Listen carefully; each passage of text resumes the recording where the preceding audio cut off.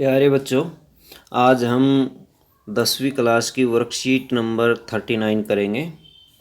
10वीं class, subject science, carbon एवं उसके यौगिक। इससे संबंधित आज का टॉपिक है संतृप्त एवं असंतृप्त कार्बन के यौगिक। संतृप्त यौगिक कौन से होते हैं और असंतृप्त यौगिक कौन से होते हैं, उसके बारे में स्टडी करेंगे। जैसा कि ये अभी तक हम पढ़ चुके हैं कि हाइड्रोकार्बन वे अणु हैं जिनमें कार्बन एवं हाइड्रोजन परमाणु पाए जाते हैं, जो एक दूसरे के साथ आबंधित रहते हैं और इनमें दूसरे परमाणु भी हो सकते हैं और नहीं भी हो सकते। ये हाइड्रोकार्बन दो वर्गों में वर्गीकृत होते हैं, पहला संतृप्त, दूसरा असंतृप्त। पहले हम जानेंगे संतृप्त हाइड्रोकार्बन क्या होते हैं। वे हाइड्रोकार्बन जिनमें हाइड्रोजन और कार्बन परमाणु परस्पर एकल आबंध द्वारा आबंधित होते हैं, जैसे एल्केन CnH2n+2। ये एल्केन का सामान्य सूत्र है। उदाहरण जैसे methane, ethane, propane. CH4 methane का सूत्र होता है, C2H6 एथेन, प्रोपेन का सूत्र होता है C3H8। असंतृप्त हाइड्रोकार्बन वे हाइड्रोकार्बन जिनमें सभी कार्बन परमाणु परस्पर द्वि और त्रिआबंध द्वारा आबंधित होते हैं। ये संतृप्त कार्बन यौगिक की तुलना में अधिक क्रियाशील होते हैं। इनके लिए सूत्र है एल्कीन और एल्काइन। एल्कीन का CnH2n सूत्र होता है, जबकि एल्काइन का CnH2n-2 होता है। एल्केन, एल्कीन, एल्काइन, इनको आसानी से याद कर सकते हैं आप। कैसे? एल्केन के लिए सामान्य सूत्र CnH2n+2।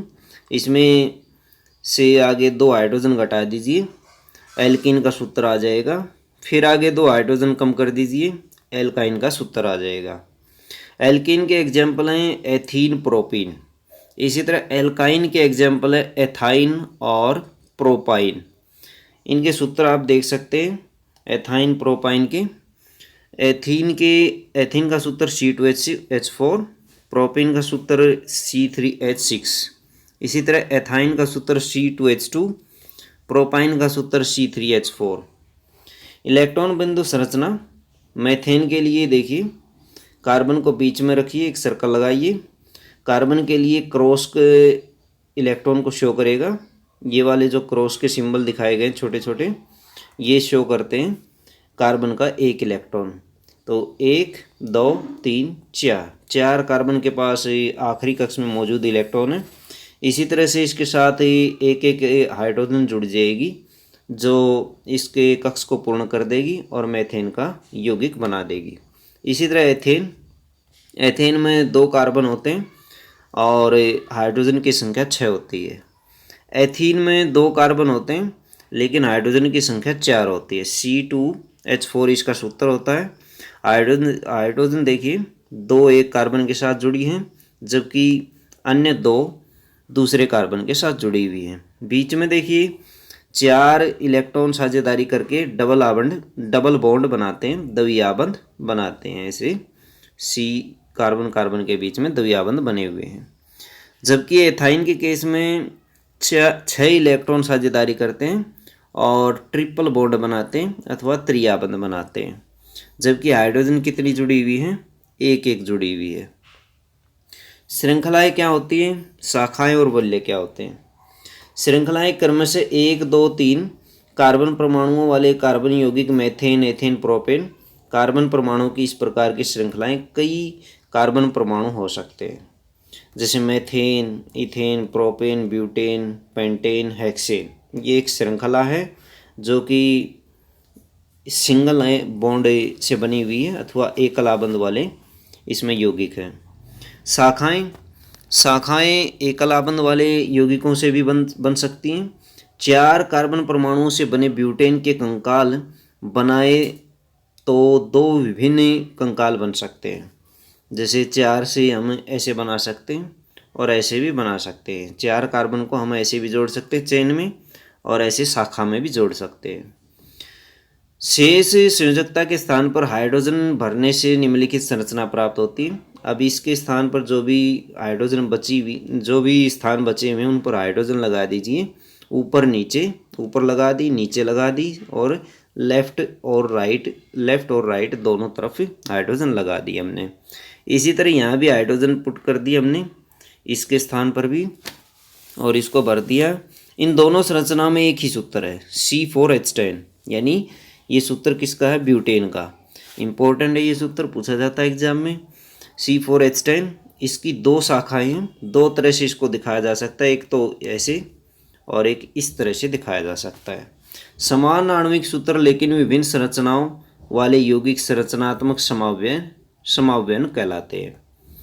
वलय, कुछ यौगिकों में कार्बन के परमाणु वलय के आकार में व्यवस्थित होते हैं, जैसे साइक्लोहेक्सेन इंपॉर्टेंट है, सूत्र होता है C6H12। इसकी निम्नलिखित संरचना है, ऐसे इसको साइक्लोहेक्सेन के रूप में जोड़ सकते हैं, और हाइड्रोजन इसके ऊपर नीचे जोड़ सकते हैं। तो 12 हाइड्रोजन इसमें होनी चाहिए, और इसमें 6 कार्बन मौजूद हैं। ये संतृप्त या असंतृप्त हो सकते हैं। जैसे बेंजीन है, बेंजीन का सूत्र देखिए C6H6, C भी 6 हैं, कार्बन भी 6 हैं, और हाइड्रोजन भी 6 है बेंजीन में। तो इस तरह से आप एक एक कार्बन के साथ एक एक हाइड्रोजन जोड़ करके बेंजीन का समवाय प्राप्त कर सकते हैं। प्रकार्यात्मक समूह क्या होते हैं? प्रकार्यात्मक समूह हाइड्रोकार्बन श्रृंखला में एक या अधिक हाइड्रोजन को हैलोजन होती हैं, फ्लोरीन, क्लोरीन, ब्रोमीन, आयोडीन, ये 17वें ग्रुप में मौजूद जितने तत्व हैं उनको हैलोजन कहा जाता है। ऑक्सीजन, नाइट्रोजन, सल्फर द्वारा प्रतिस्थापित करते हैं ताकि कार्बन की संयोजकता संतुष्ट रहे। ऐसे प्रतिस्थापित विषम परमाणुओं और वे प्रकार्यात्मक समूह उन यौगिकों को विशिष्ट गुण प्रदान करते हैं। यह गुण कार्बन श्रृंखला की लंबाई और प्रकृति पर निर्भर नहीं होते, फलस्वरूप ये प्रकार्यात्मक समूह कहलाते हैं। जैसे टेबल में देखिए, क्लोरीन, ब्रोमीन, इसके लिए हेलो शब्द का प्रयोग किया जाता है। क्लोरीन के लिए क्लोरो, ब्रोमीन के लिए ब्रोमो। ऑक्सीजन, एल्कोहल के लिए देखिए, इनके लिए सिंबल जो प्रयोग किए जाते हैं, क्लोरीन के लिए Cl लगा दिया जाता है पीछे, और ब्रोमीन के लिए Br लगा दिया जाता है। एल्कोहल के लिए OH प्रयोग किया जाता है, एल्डिहाइड के लिए CHO प्रयोग किया जाता है, जबकि कीटोन के लिए CO ग्रुप प्रयोग किया जाता है। इसी तरह कार्बोक्सिलिक अम्ल के लिए COOH प्रयोग किया जाता है, और इसको इस तरह से जोड़ा जाता है। ये जोड़ने की फॉर्म दिखाई गई है। वैसे तो हमें यदि इनको लिखें तो एल्डिहाइड के लिए हम CHO ऐसे लिखते हैं, CHO, और कीटोन के लिए CO ऐसे दर्शा देते हैं, इसको CO दर्शा देते हैं डायरेक्ट, और कार्बोक्सिलिक अम्ल के लिए COOH ऐसे लिखा जाता है। आइए कुछ प्रश्न करते हैं। प्रश्न नंबर 1, पेंटेन प्रोपीन की इलेक्ट्रॉन बिंदु संरचना और आबंध युक्त संरचना का चित्रण कीजिए। पेंटेन के लिए आप इसमें से देख सकते हैं, ये पेंटेन है C5H12, तो इसके लिए संरचना आप ये दिखा सकते हैं। दूसरी संरचना भी आप इसमें बना सकते हैं, जैसे 4 कार्बन को तो आप इस तरह से दिखा सकते हैं जिस तरह से दिया हुआ है, या 3 को दिखा दीजिए, 1 2 3, बाकी को 2 को ऐसे जोड़ दीजिए कार्बन को, और जिस तरह से हमने ऊपर किया हुआ है ये किया हुआ है, ये C4H10 का फॉर्मूला किया हुआ है, उसमें भी इस तरह से जोड़ी हुई थी, श्रृंखला बनाई हुई थी। तो इसमें भी आप ऐसे श्रृंखला बना सकते हैं जोड़ करके कार्बन के साथ। तो ये कार्बन के साथ ही हाइड्रोजन को जोड़ सकते हैं,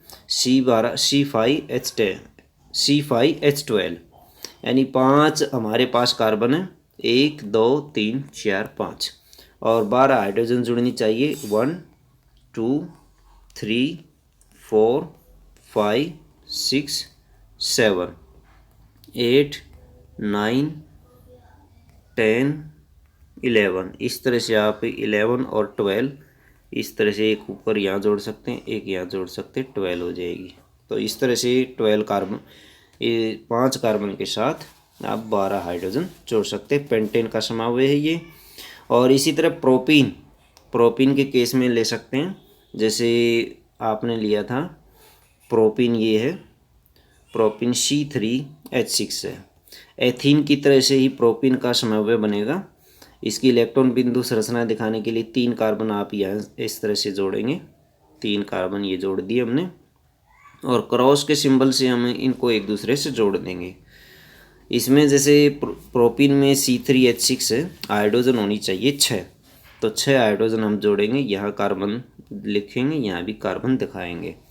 3 कार्बन हो जाएंगी, हाइड्रोजन हो जाएंगी 6, तो 6 हाइड्रोजन आप इसमें जोड़ सकते हैं।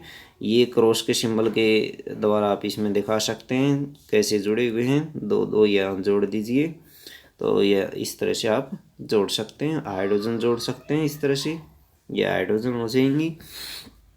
2 यहाँ हो गई, और इस तरह से 2, एक यहाँ हो जाएगी और एक यहाँ हो जाएगी, और इसी तरह से इस कार्बन के साथ भी आप जोड़ सकते हैं। तो ये आप C3H6 का इलेक्ट्रॉन बिंदु संरचना बना सकते हैं।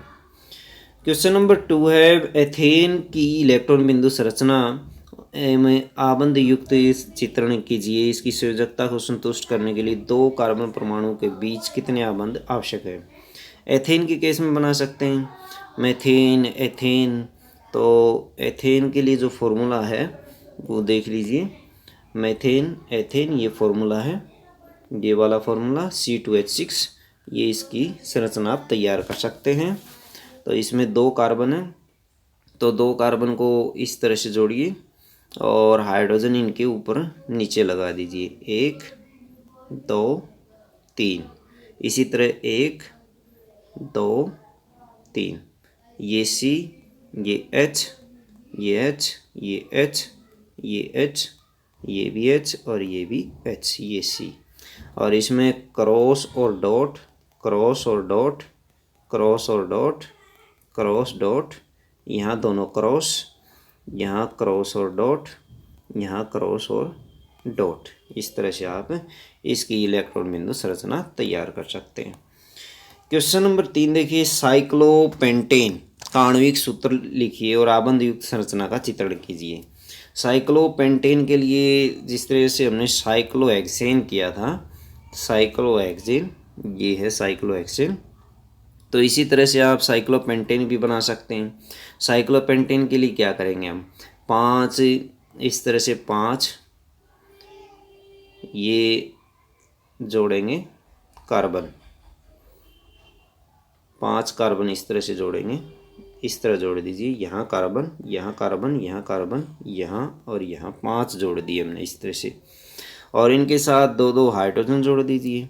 तो 2 हाइड्रोजन इस तरह जोड़ेंगे, एक यहाँ जोड़ देंगे, प्रत्येक के साथ हमने 2 हाइड्रोजन जोड़नी है, यहाँ जोड़ देंगे, और इसके साथ भी 2 हाइड्रोजन जोड़ देंगे, इसके साथ भी ऐसे 2 हाइड्रोजन जोड़ देंगे, और इसके साथ भी 2 हाइड्रोजन जोड़ देंगे।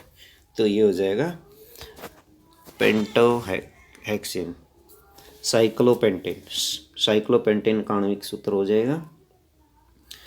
क्वेश्चन नंबर 4, संतृप्त और असंतृप्त हाइड्रोकार्बन में भेद कीजिए। ये ऊपर दिया गया है, इन दोनों में अंतर दिया गया है। इनकी परिभाषा लिखिए दोनों की, और इनके एग्जाम्पल लिख दीजिए। ये वाले भी इनमें एग्जाम्पल डाल सकते हैं। तो उसके बाद क्वेश्चन नंबर 5 देखिए। क्वेश्चन नंबर 5 है, प्रकार्यात्मक समूह क्या है। ये प्रकार्यात्मक समूह की परिभाषा है, ये लिख सकते हैं। और एल्कोहल और एल्डिहाइड के लिए सूत्र लिखिए। एल्डिहाइड और एल्कोहल ये वाले दोनों इसमें आ जाएंगे एग्जाम्पल प्रकार्यात्मक समूह के। एल्कोहल और एल्डिहाइड का सूत्र इसमें दिया गया है, तो ये आप लिख सकते हैं। तो बच्चों, ये थी आपकी वर्कशीट 10वीं क्लास की।